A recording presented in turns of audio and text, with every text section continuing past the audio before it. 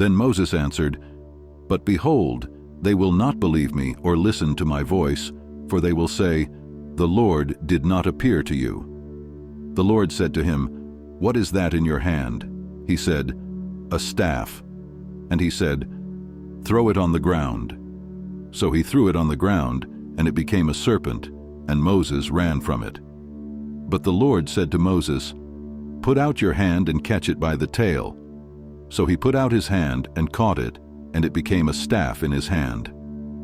That they may believe that the Lord, the God of their fathers, the God of Abraham, the God of Isaac, and the God of Jacob, has appeared to you.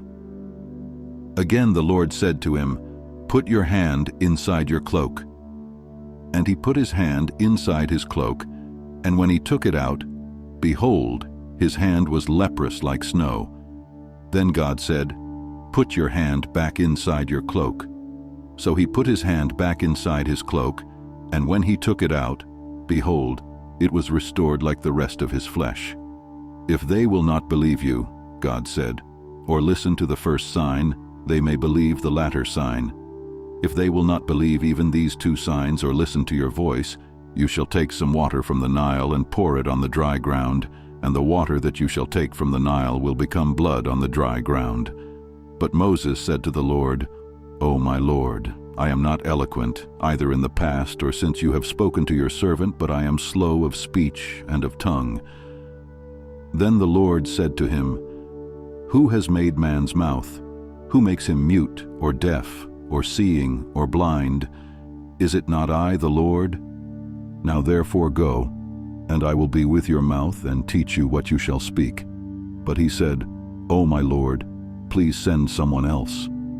Then the anger of the Lord was kindled against Moses, and he said, "Is there not Aaron, your brother, the Levite?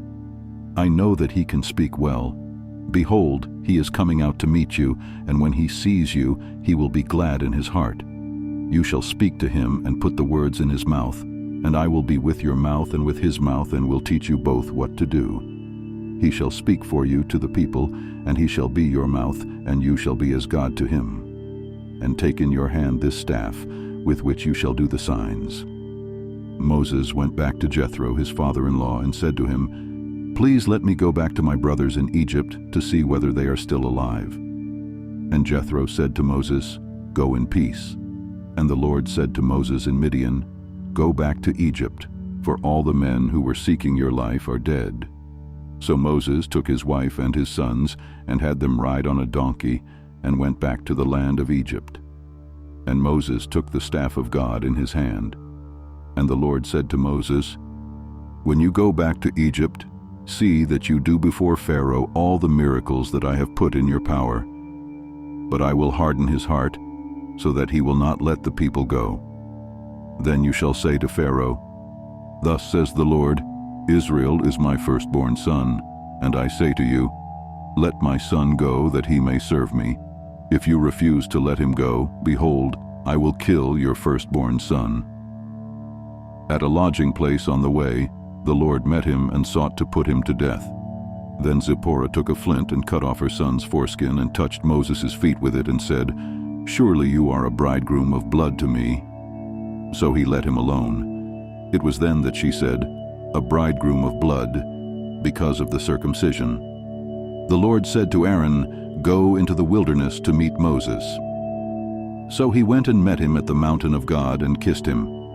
And Moses told Aaron all the words of the Lord with which he had sent him to speak, and all the signs that he had commanded him to do.